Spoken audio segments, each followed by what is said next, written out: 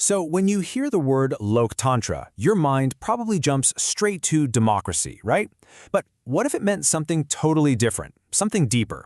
Today, we're going to look at Lok Tantra, not as a political system, but as a spiritual vision for all of humanity.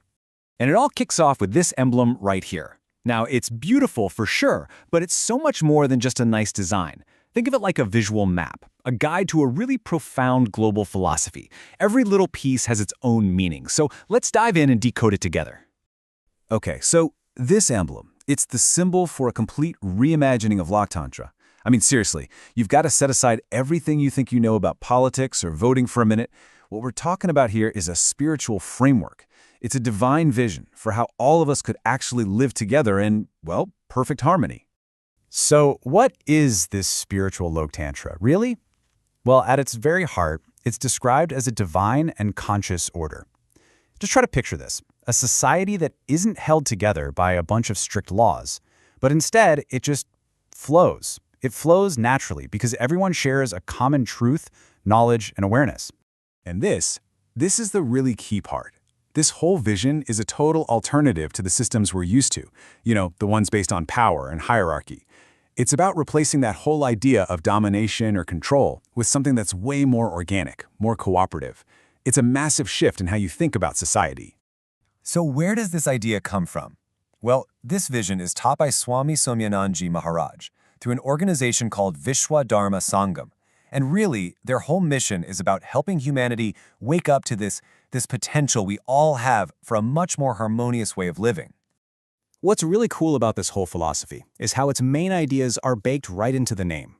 Lok Tantra, it isn't just a word, it's actually an acronym.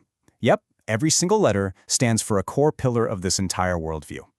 So, you ready? Let's break it down. All right, first up we have L. L stands for the light of the universe. You can think of it as this divine guiding light that kind of illuminates the path for all of us, leading us toward truth and wisdom. And that leads us perfectly to O for omnipresent divinity. Now, this isn't talking about some distant God up in the clouds. It's about a divine presence that is literally everywhere and inside every single one of us. Next is K, and this one stands for knowledge everywhere. The idea here is pretty fascinating. It suggests that knowledge isn't something we just invent or discover. Instead, it's already woven into the very fabric of the universe, just waiting for us to tap into it through an awakened consciousness. Then we get to the first T, which stands for truth. And we're not talking about small truths here. This is truth with a capital T, the absolute bedrock of reality. It's seen as the eternal principle that holds up justice, creates balance, and makes a truly harmonious society even possible.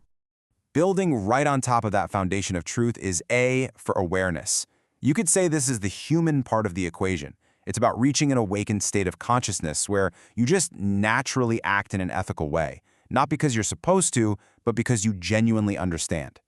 N is for natural coordination, and this is where you see the social result of all these other principles. Imagine, instead of a rigid, top-down control system, society works more like a healthy ecosystem.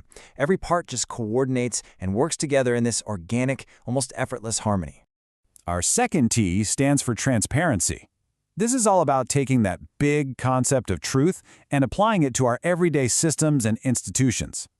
The idea is that when truth can flow openly and purely, it's like a natural disinfectant. It automatically prevents things like corruption and distortion from taking root. After that, we have R for righteousness. This is pretty straightforward. It's about making sure all of our actions and even our big institutions are lined up with universal moral justice. In other words, with Dharma, which you can think of as the cosmic law of right living. And finally, the last A brings everything together. It's the ultimate goal, universal harmony. This is it. This is the culmination of all those other principles we just talked about. A world where all of humanity lives as one, divine, world family. Okay, so those are the pillars, that's the vision.